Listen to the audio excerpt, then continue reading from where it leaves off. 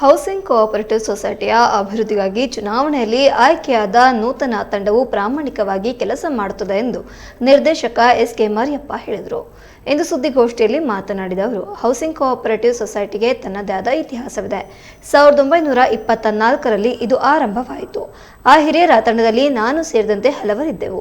ನಿವೇಶನಗಳನ್ನು ನೀಡುವ ದೃಷ್ಟಿಯಿಂದ ಆರಂಭವಾದ ಈ ಸೊಸೈಟಿಯಿಂದ ಷೇರುದಾರರಾಗಿ ನಿವೇಶನ ನೀಡುವಲ್ಲಿ, ಹೊಸ ಬಡಾವಣೆಗಳನ್ನು ಸೃಷ್ಟಿಸುವಲ್ಲಿ ಉತ್ತಮ ಕೆಲಸ ಮಾಡಿದೆ ಎಂದರು.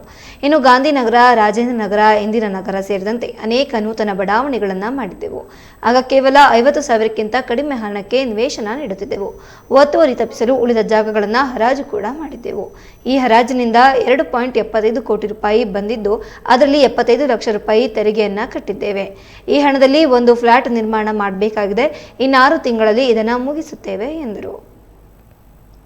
ಹಣನ ಕಟ್ಸ್ಕೊಂಡು ಆ ನಿವೇಶನಗಳನ್ನ ನಾವು ಇವತ್ತು ಪೂರ್ಣ ಕೊಟ್ಟಿರುವಂಥದ್ದು. ಅದಾದ ನಂತರ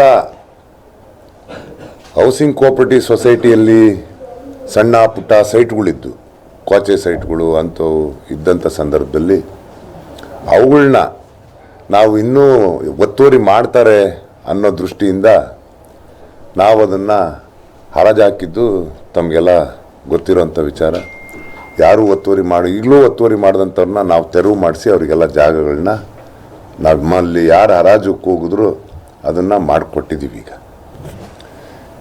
ನಮಗೆ ಆ ಹಣ ಬಂದಂಥ ಸಂದರ್ಭದಲ್ಲಿ ನಾವು ಅದನ್ನು 2 ಕೋಟಿ 75 ಲಕ್ಷ ರೂಪಾಯಿನ ಕೊಡಬೇಕು ಅಂತೇಳಿ ಈಗಾಗಲೇ ನಾವು ಬಾರಿ ಮೀಟಿಂಗ್ನಲ್ಲಿ ಇದು ಮಾಡಿದ್ವಿ. ನಾಳೆ ಜನರಲ್ ಬಾಡಿಯಲ್ಲಿ ಅದನ್ನು ಅಪ್ರೂವಲ್ ತಗೊಂಡು 30 ಲಕ್ಷ ರೂಪಾಯಿ ಲೋನ್ನ ಕೊಡಲಿಕ್ಕೆ ನಾವು ಓನ್ ಫಂಡ್ನ ಯಾವ ರೀತಿ ಕ್ರಿಯೇಟ್ ಮಾಡಬೇಕು ಅದನ್ನು ಮಾಡೋವಂಥದ್ದನ್ನು ನಾವು ಈಗಾಗಲೇ ಯೋಚನೆಯನ್ನು ಮಾಡಿದ್ದೀವಿ. ನಾವು ಡಿವಿಡೆಂಡ್ನ ಇವತ್ತಿಗೆ ಆಗ 5% 6% ಕೊಡ್ತಾಯಿದ್ರು. ಈಗ 8 ವರ್ಷದಿಂದ 15%